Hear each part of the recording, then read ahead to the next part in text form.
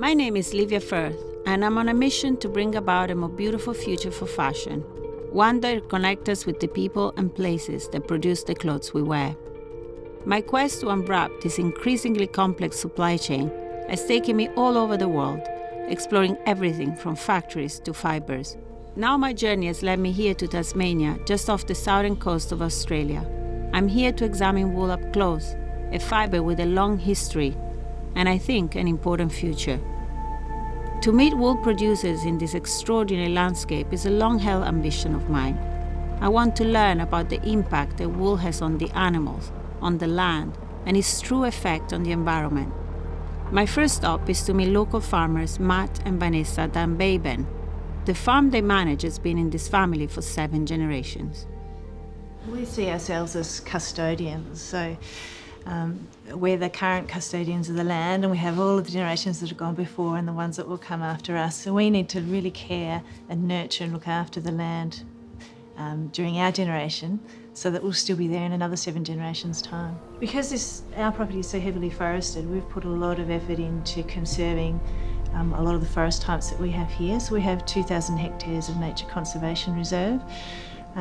We have our foreshores are fenced off so that they can grow. A lot of the property is looked after just for its nature conservation value rather than farming. So the small parts of the farm that are productive and are good for farming, we actually work those so that they can produce well and be productive, so that we can actually care for and manage all of our bushland.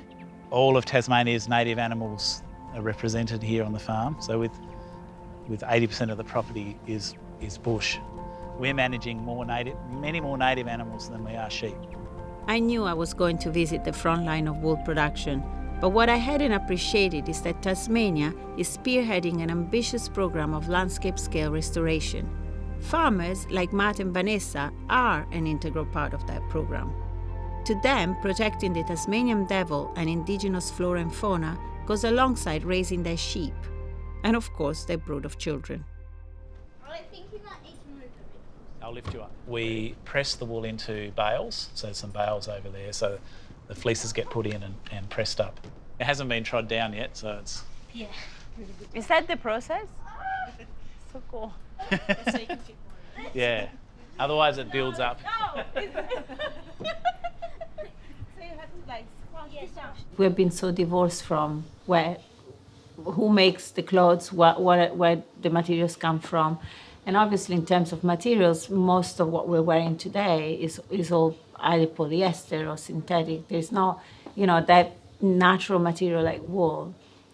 People don't really know about it anymore. No, and they, wouldn't have touched a sheep and seen the wool in its raw state, like you have here. And and all of that sort of thing, yeah. So anybody that wants to come and help tread down the wool at shearing time, they're more than welcome to do that, yeah.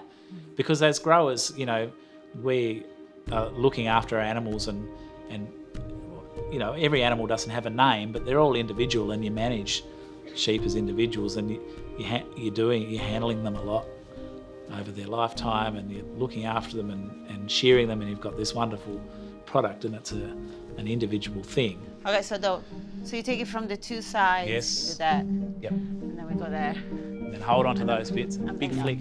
These sheep are bred to produce this soft, fine wool, which will get mostly used in lightweight woven fabrics. So it'll end up being processed and woven and weaved into a lightweight yarn, which will be fine wool suits. And then how does it happen? So this is what we call the board. So the sheep are in pens out the back. There's no sheep in here now.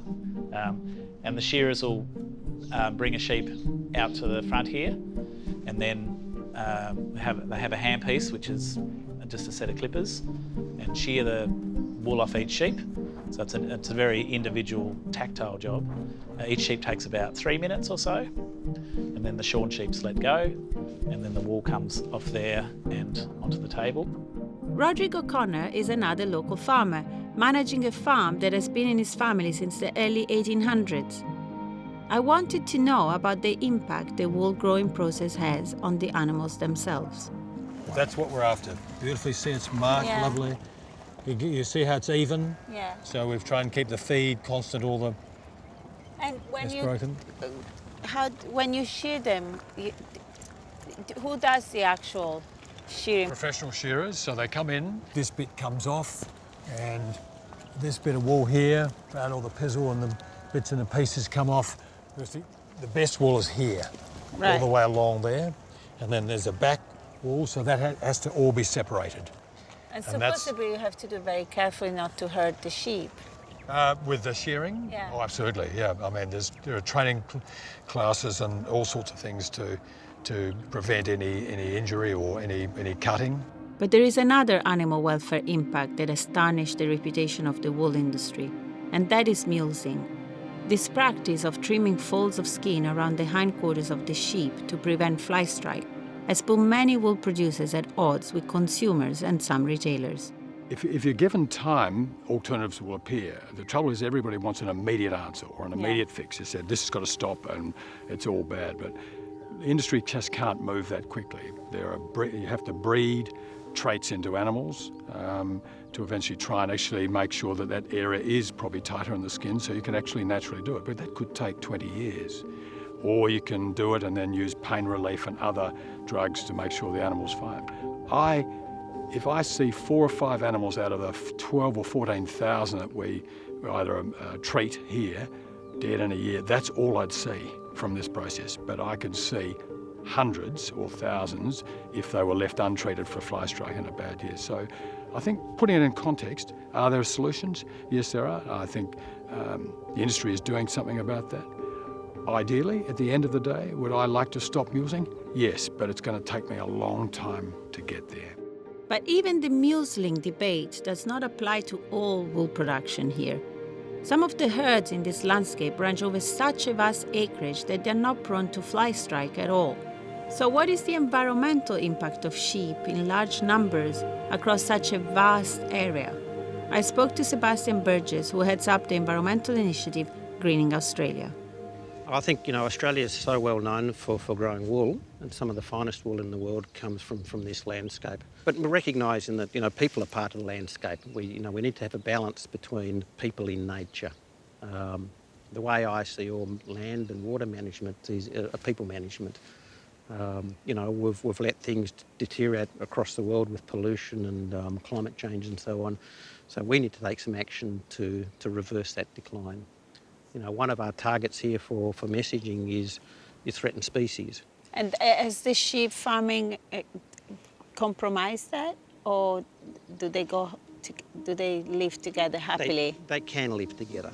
So what we're replicating in this landscape is an open, grassy woodland where the native mammals, the birds, can coexist with a productive system. We can get good coexistence of native vegetation and sheep farming. We can hit a sustainable system where we can maintain a balance between productivity and good environmental outcomes. But despite such sustainable progress, the livelihoods of wool producers are under threat, as wool loses market share to cheaper synthetic fibres. Confusingly, eco-claims are increasingly made on behalf of synthetics. I asked Dr. Beverly Henry, one of the world's leading experts on the ecological impact of wool, to help me understand some of these claims. Wool is one of the most environmentally low impact fibres there are. That's because sheep are often produced on natural pastures. The landscape is virtually in its natural state in many cases. Whereas, with plant-based fibres, you have to plough up the land. You lose a lot of soil carbon. You don't have trees in the environment that sequester carbon and also help to turn over soil carbon and build it. Over the last 40 years, there's been a lot of research and a lot of investment in understanding how to produce wool more sustainably. And this is showing fruits in better production systems that don't damage the landscape. And that has really added to the efficiency and the sustainability of wool production, particularly here in Australia. If you take the view that you don't own it and you're a custodian, it makes it a lot easier. Being a custodian gives you the freedom then to say, well, what should I do and what does your heart really tell you that you should do. It took me quite a few years to get that. I've always had that bent, but it probably wasn't until about 15 years ago I said, no, look, balancing production as the prime motive was just too hard. Droughts or floods or whatever other things came in by, and it'd take too long to recover, so there's got to be a better way. So we really isolated the place and said, okay, where can we grow our best production that the ground can sustain that and on a continuous basis or a rotational basis. And then what can't, let's work out what stock we should be putting there. So basically we halved our numbers, halved our livestock.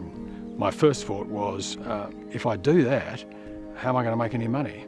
Well, like most things, surprisingly, the animals were bigger, they grew more wool, so it wasn't as bad as we all thought. And that's just progressed further and further. So now we're looking at how we can continue to actually reduce numbers but get more production out of individual units. And you can only do that if you look after your land and if you look after the animal. Do you think there is also a bit of a myth about wool that is perpetrated by the fact that the fast fashion industry wouldn't be able to survive on wool garments because it would be too expensive? The growth in use of synthetics over the last 30 or 40 years has meant that the cheapness of them has meant that the number of garments produced has grown exponentially. But wool has a longer life, it's recycled more often. If you have fewer garments that last longer and of a higher quality, you do more for the sustainability of the whole fashion industry than sort of buying new garments every season, or several garments that you probably don't even wear, and then throwing them out. When it comes to supply chains, there is not one solution to the growing ecological pressures we face across our world. There is no perfect fibre, no silver bullet. But what I found here in Tasmania are producers of fine wool who are not just taking a long-term view, but are deeply committed to landscape restoration and who see themselves as much as stewards of this natural habitat as producers. Above all, they're letting the planet set the limits. Yeah, so everybody needs to wear, well, most people need to wear clothing, so you've got to wear something. So the question is, what are you going to wear and how's it made? You know, we think wool as a fibre has got such a great story and it's such a great use of our landscape, and we can manage the landscape and all the values of the landscape whilst also earning a living here and producing a beautiful product. Each time I explore stories from producers and how these precious fibres end up in my wardrobe, I'm inspired all over again to choose well and cherish every item that I buy.